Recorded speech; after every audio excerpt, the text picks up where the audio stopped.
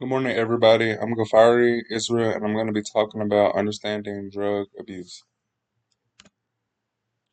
We're going to talk about diagnostic criteria, symptoms, and impairments of abuse or addiction, over-the-counter and prescription drug purchase documentation, pseudoephedrine and ephedrine laws, and patient and employee intervention.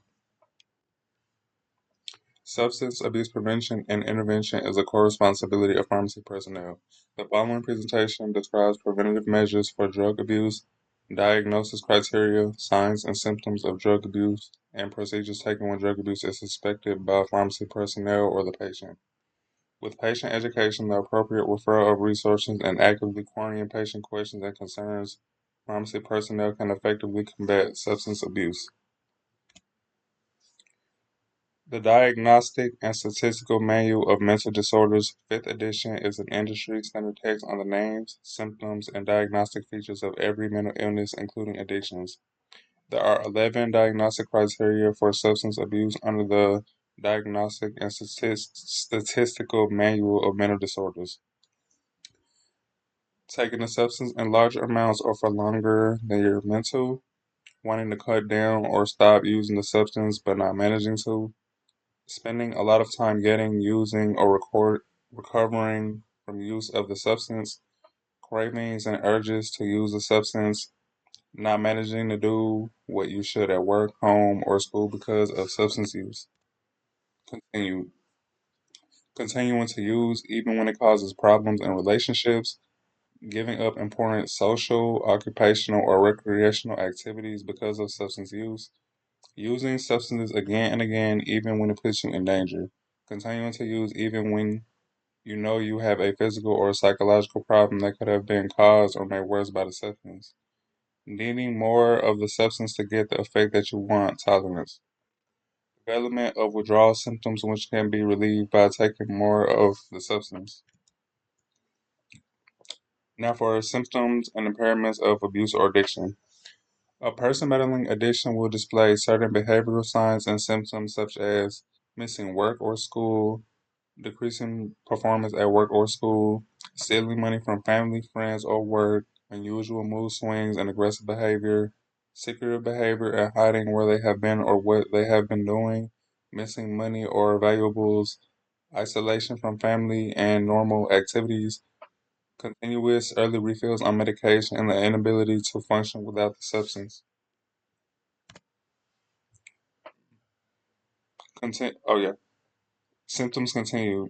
The following physical signs and symptoms may occur concurrently with above behavioral signs and symptoms: extreme irritability, glazed or red eyes, cold, sweaty, and shaky hands, depression or anxiety, unsteady walking, stumbling around, extreme hyperactivity, sores or scars on the face, needle marks on extremities, nausea and vomiting. Over the counter and prescription drug purchase documentation. Schedule 5 drugs are the least restricted list of drugs, being that they have the least potential for abuse, hence they're more easily accessible. An example would be a cost of person product that contains codeine. The drugs should be stored behind the counter. They must be sold at specific volume limits within a 48-hour period. The patient must present proof of identification of purchase. The purchase can be made by the registered pharmacist or pharmacy technician under the direct supervision of the registered pharmacist. In a nutshell, the purchases of the substances must be documented either in a computer system or paper log. The information collected should consist of the patient name, birthday and address, the date of purchase and the quantity, the the the drug purchase and the quantity, the date purchase, and the initials of the registered pharmacist that approved the sale. Documentation must be kept for a minimum of 2 years to allow the FDA and DEA tracking. To continue offering the drugs for sale, the pharmacies must electronically submit an annual certification to the FDA. Pseudoephedrine/ephedrine laws. There are laws around the sale of products containing pseudoephedrine/ephedrine, commonly found in cold and sinus medications. The sales must be monitored and documented to combat the illegal manufacture of the street drug methamphetamine.